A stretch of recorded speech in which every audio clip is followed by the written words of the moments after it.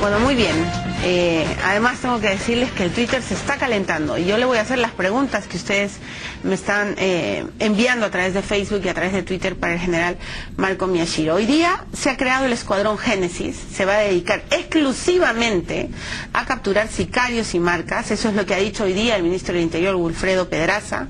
Se ha dispuesto la creación de este grupo especial de inteligencia operativa dentro de la Dirección de Investigación Criminal de la DIRINCRI.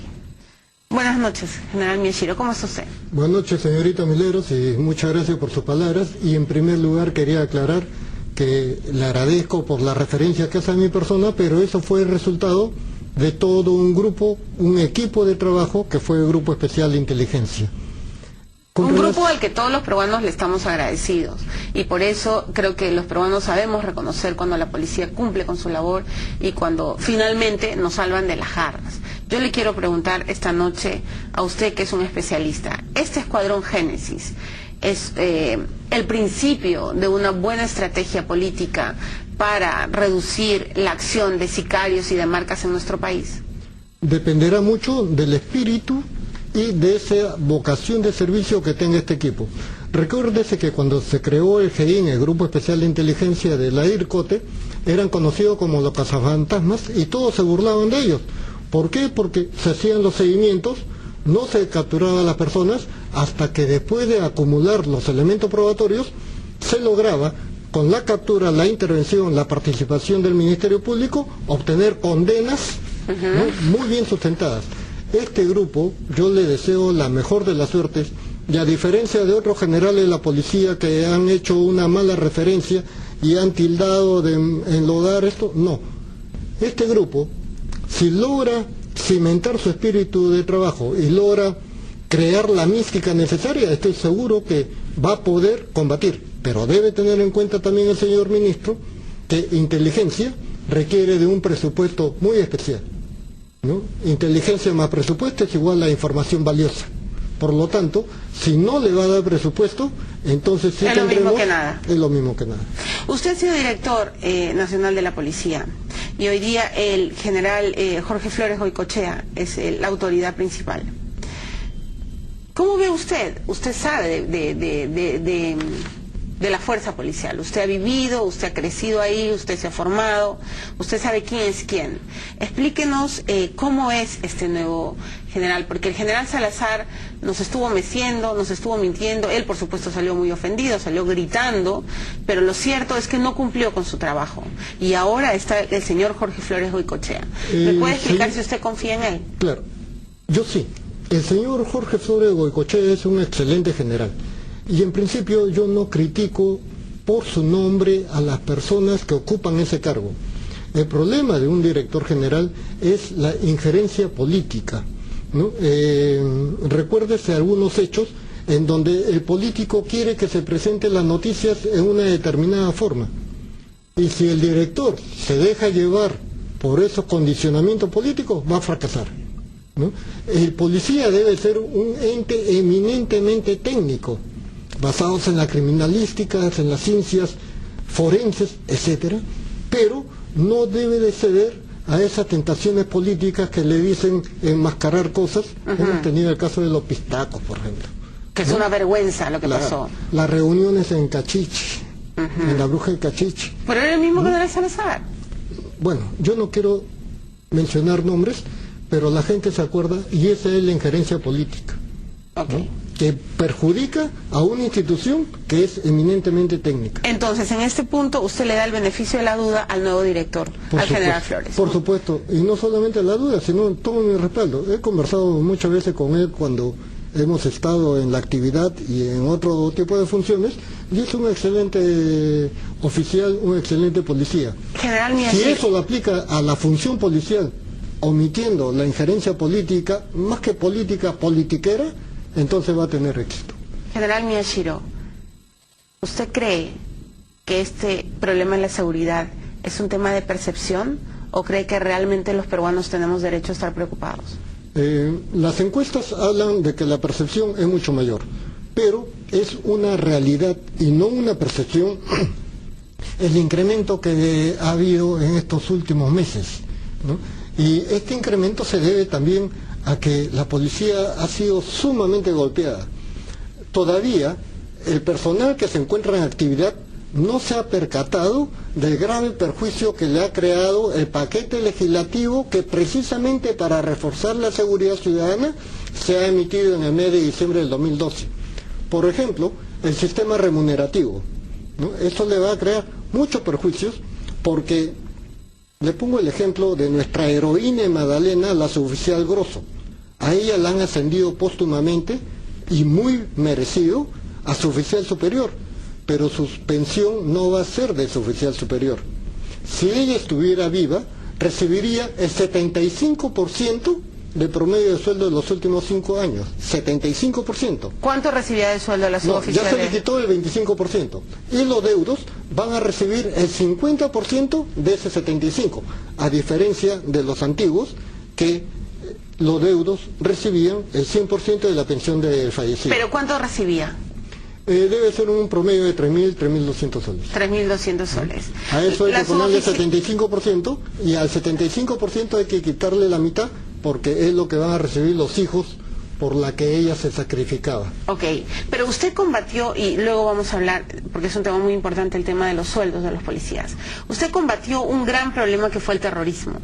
Yo pertenezco a la generación que creció con Sendero. Mi adolescencia y mi juventud fue sepultada por el terror. No podía ir al cine, no podía moverme, tuve que estudiar con velas. Usted es un poco mayor que yo y usted se encargó de protegerme a mí y a millones de peruanos. Y nos salvaron de estas garras. Atraparon a Abimael Guzmán.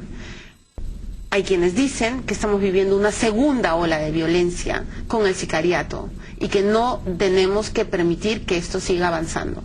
¿Cuál es la diferencia, general Miyashiro, entre enfrentar a un terrorista y enfrentar a un delincuente que por un puñado de soles y sin ideología igual te va a asesinar? Ahí hay que encontrar una gran diferencia en la forma como el terrorismo avanzó desde sus inicios en 1980 a 1990.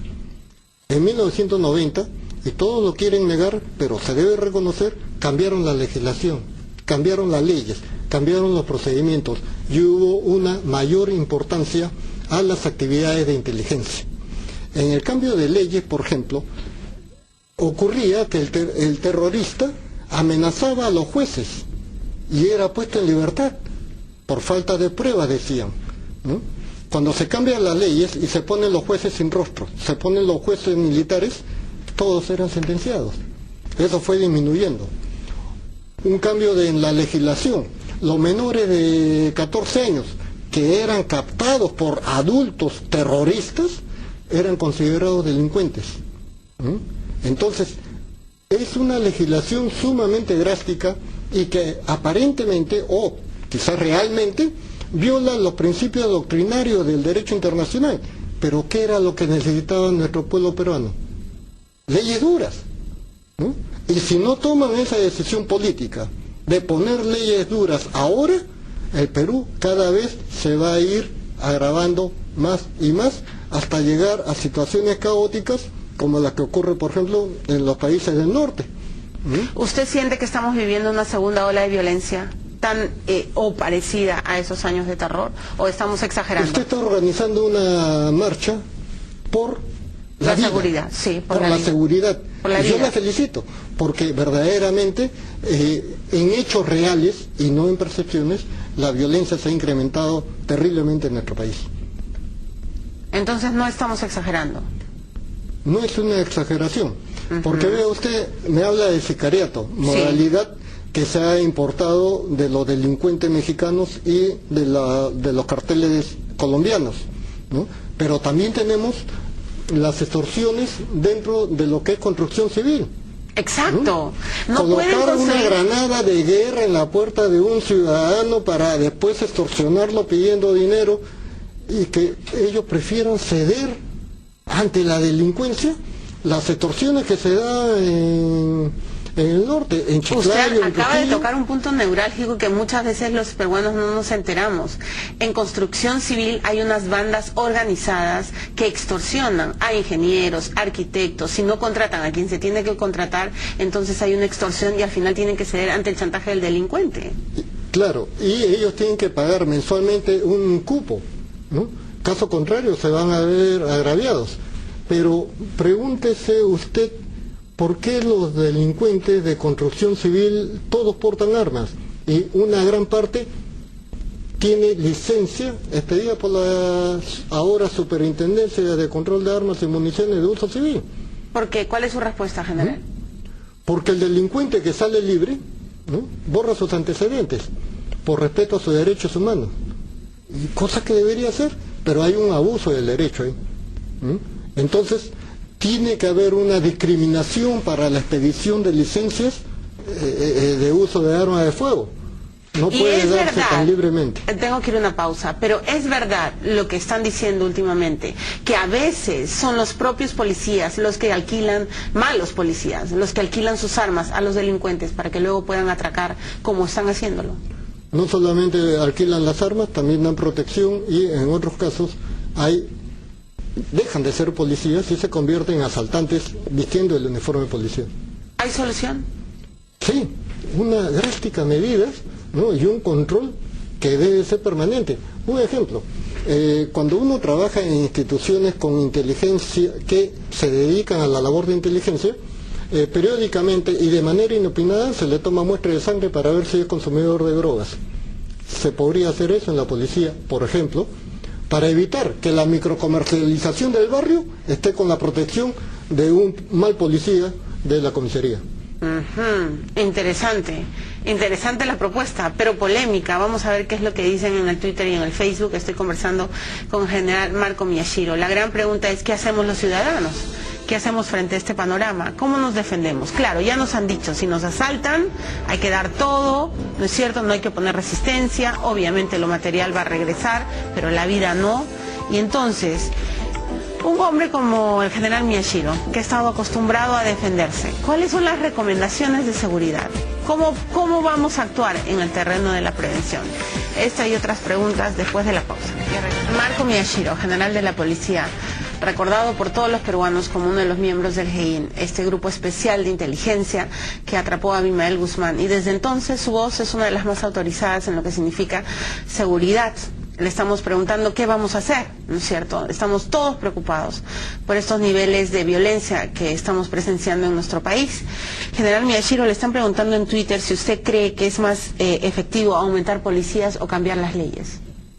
Tiene que haber un cambio de leyes, porque la ley es principalmente el arma que utiliza el policía para combatir la criminalidad.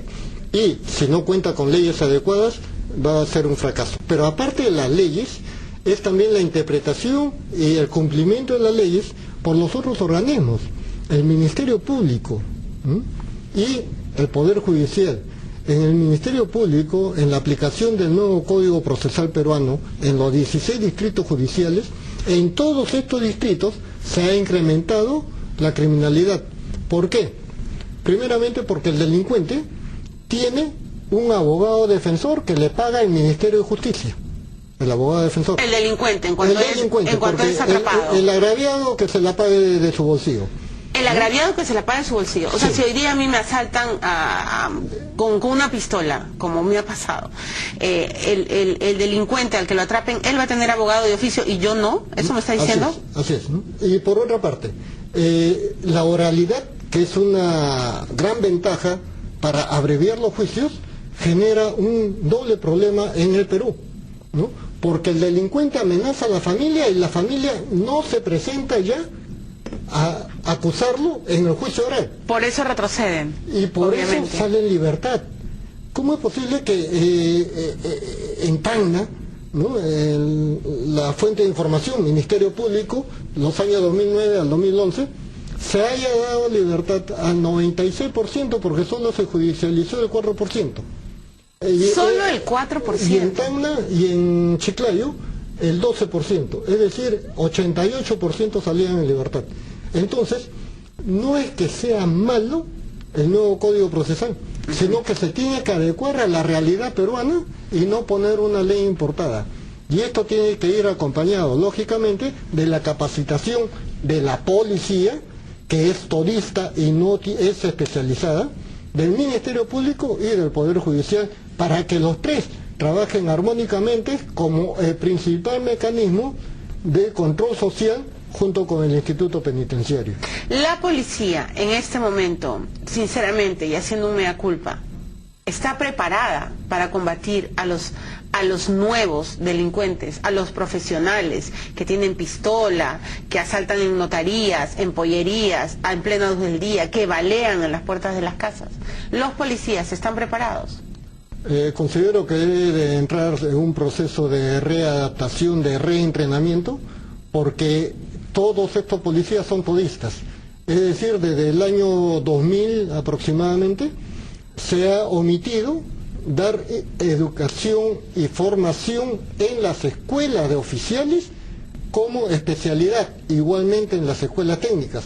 Y ahora se estudia más años, pero sin especialidad. Es decir, la gente no puede ser todista porque no existe ninguna profesión que no tenga especialidades. Fíjese usted la ingeniería, ¿no? Fíjese usted la medicina, en las Fuerzas Armadas. Las 3 Fuerzas Armadas tienen especialidades. ¿Falta inteligencia en la policía? También. Porque inteligencia acá la consideran como algo que se saca el uniforme y se pone un polo y ya es un hombre de inteligencia. No. El agente de inteligencia, y uno de los principales problemas que tuvo el GEIN, fue transformar a los detectives, investigadores policiales en agentes de inteligencia, que es un rol totalmente diferente, ¿no? Pero se contó con el apoyo, se contó con las leyes adecuadas y se pudo realizar ese trabajo. ¿Qué hacemos nosotros? ¿Qué hacemos los ciudadanos? Me va a perdonar general Miyashiro, y se lo digo a un policía que respeto. Yo tengo miedo. Cuando salgo del canal a la 1 de la mañana, tengo miedo de que acá en la esquina algo suceda, porque además esta es una esquina un poco peligrosa, cuando uno va a la vía expresa, y ya me han contado de muchos asaltos. Y cuando tomo un taxi, el propio taxista me dice, señorita, mejor vamos rápido, porque aquí a veces hay pandilleros. Sí, esto es o sea, lo que yo le estoy diciendo no es nada frente a lo que viven personas en Villa El Salvador, frente a lo que viven personas en San Juan del Lurigancho. La pregunta que yo le hago a un policía, al cual respetamos, es ¿qué hacemos los ciudadanos? Bueno, veamos por ejemplo el distrito de San Isidro, que tiene un policía por cada 240 efectivos, ¿no? Y San Juan del Lurigancho, que tiene uno por cada 1800. ¿No? Y eso no es, ¿cómo se llama eso? La injerencia política, pues. No se ha dividido el Perú y la distribución de Lima de manera técnica, sino que priman intereses de grupos de poder. ¿Y cuál es la respuesta para los ciudadanos? ¿Qué hacemos? ¿Cómo nos cuidamos? Si en San Juan del Lurigancho hay un policía por cada 1800. 1800. Y en San Isidro uno por cada 200 personas. 240. 240. ¿Qué le dice usted a las personas que viven en San Juan del Lurigancho? Cómo se necesita que nuestra policía sea una institución técnica y profesional, y no política. ¿Usted pediría disculpas como exdirector de la Policía Nacional del Perú? Oh, sí, yo omito criticar precisamente a los directores generales, porque yo he sido director general y cualquier cosa que pudiera criticarles es situaciones que yo debía haberlos hecho, pero que en mi oportunidad no la pude hacer. Y muchas veces no se puede hacer por el sistema que impera. Por ejemplo, las adquisiciones, ¿no? En donde... ¿Por qué es tan difícil adquirir patrulleros, motocicletas? ¿Por qué es tan difícil? ¿Por qué esta sensación de que en el Ministerio del Interior todo se pierde, todo se mezcla, todo se transforma, como que hay un ente oscuro y que realmente es como la ciudad gótica y que nadie puede mantenerse bien en el Ministerio del Interior? Nosotros hemos sido testigos de que antes que asuma este gobierno actual, ya la familia estaba haciendo conexiones en Rusia. Y eso no es gratis, ¿no? Cuando vemos que muchas de las licitaciones... ¿Cómo que no es gratis, general? No es gratis porque después todo se paga, ¿no? Todo se paga, hoy está la coima de por medio, ¿no? Entonces, hay algunas negociaciones que se deben hacer de gobierno a gobierno, ¿no? Por ejemplo... O sea, lo que usted me está diciendo es que hay mafias en el ministerio. Existe, y eso se llama la corrupción administrativa, en donde los altos funcionarios entran en componenda para birlar, robar o lo que se llama el peculado. Pero ¿y por qué un general, por qué un director de la policía, cuando ve que hay malos elementos, por qué no hace, o sea, nada, es como si el cuerpo tuviera un tumor, no sé, un cuerpo muy extraño que no lo puedes mantener ahí porque te va a hacer daño? ¿Por qué no lo extirpan? ¿Por qué no lo sacan? ¿Por qué se protegen? ¿Por qué años de años nos están diciendo lo mismo, general Miyashiro? ¿Por qué? ¿Por qué no hay voluntad política? ¿No hay un presidente con pantalones? ¿No hay un ministro del Interior con pantalones? O sea, explíqueme, usted ha sido director de la policía. Porque siempre hay alguien que tiene el poder, ¿m? Y que bajo esa influencia lo dejan actuar. Y que sobre esa actuación el titular de la Policía Nacional, como fue mi caso, no pongo a otra persona, ¿no? Uno no puede interferir. Le pongo un ejemplo. Había dispuesto que en sanidad de la Policía Nacional se saquen muestras del almacén para que me verifiquen en un laboratorio si ese medicamento, que decía 0. miligramos de X sustancia, efectivamente tenía 0.5 miligramos de esa sustancia. Me dijeron, no señor, el único que puede hacer la revisión de los medicamentos es el Ministerio de Salud. Y lo mandan a los laboratorios de las mismas empresas farmacéuticas. Es decir, todo es un círculo vicioso, y es por eso que nuestro fondo de salud, el Fospolis, a pesar de tener más de 200 millones de soles en caja, no puede hacer gastos porque ese circuito es sumamente fuerte. Y ve usted que no solamente la policía, se ha unido es salud, la Policía Nacional y el Ministerio de Salud para hacer compras corporativas. Pero en nuestras farmacias y en las 3 instituciones falta medicamento para los enfermos, asegurados o policías. ¿Usted hubiera permitido como director de la policía que retornen los miembros que fueron castigados por actos de corrupción y que han sido reintegrados? Ningún ministro del Interior o ningún policía nacional puede negarse a ese recibimiento, ya que es una orden judicial. Y cuando hay una orden judicial es obligatorio su cumplimiento. Pero podrían salir a denunciarlo. ¿A quién? O sea, a la sociedad, al Perú entero. O sea, el día en que los policías derechos y honestos se paren y digan, esto no puede suceder, entonces el presidente Humala tendrá... Aquel delincuente policía que está reingresando lo va a denunciar a usted porque él está amparado en su derecho por una orden judicial. Entonces no hay solución, general. Lo que me está diciendo es que no hay solución. Es el sistema en el cual nos encontramos, y contra eso es lo que hay que modificarlo. Es por eso que hay que diseñar una política pública criminal, que se ha anunciado la creación hace 2 años de esa comisión, pero hasta ahora pura bla bla bla. Y los policías coimeros, ¿qué hacemos con ellos? Hoy día se ha filmado a uno cobrando 200 soles. Eso es una... No entiendo. Pero ve usted, eso es una vergüenza. Pero ¿por qué se produce esa corrupción operativa? Porque la corrupción administrativa es mayor. La corrupción administrativa es aquella que se realiza en los altos mandos, el robo de combustible, el negociado en la adquisición logística, la compra de equipamiento, ¿no? Entonces cuando el subalterno o los oficiales de baja graduación, los oficiales subalternos, ven que arriba no anda bien la cosa, abajo se comporta peor. Entonces, ser líder, ¿no?, es sumamente difícil. Ser general es fácil porque basta que le ponga a uno las estrellas en el hombro, pero ser un general líder, eso es difícil. ¿Nos puede dar un consejo a los peruanos que tienen miedo? ¿Le puede dar un consejo a las personas que todo el día están cuidando sus cosas para que no les roben? ¿Le puede decir algo usted como policía? ¿Les puede dar algo de esperanza? Porque o esto se acaba o algo va a suceder. Algo tiene que suceder. Bien, la seguridad requiere unión, ¿no?, y dejarse de esas rencillas y esas peleas. Tienen que exigir a su gobierno local. Yo trabajo en seguridad ciudadana del distrito de Magdalena, y cuando vienen los vecinos y me dicen, me vengo a quejar, no señor, usted no se viene a quejar, usted va a venir a hacerme observaciones de cómo debo mejorar mi servicio. Y así debe ser. Y entonces usted nos está pidiendo que reclamemos. Exactamente, y no quedarse callado. Además de exigir a las autoridades, comenzando por su propia municipalidad, exigir a la policía y conocer al comisario, ¿no? Me ha tocado un excelente comisario en Magdalena y ya va el tercer día de patrullaje integrado, con personal de servicio de la comisaría en los carros de serenazgo, aprovechando que la municipalidad le pone los recursos logísticos. Y acaba de tocar un punto esencial.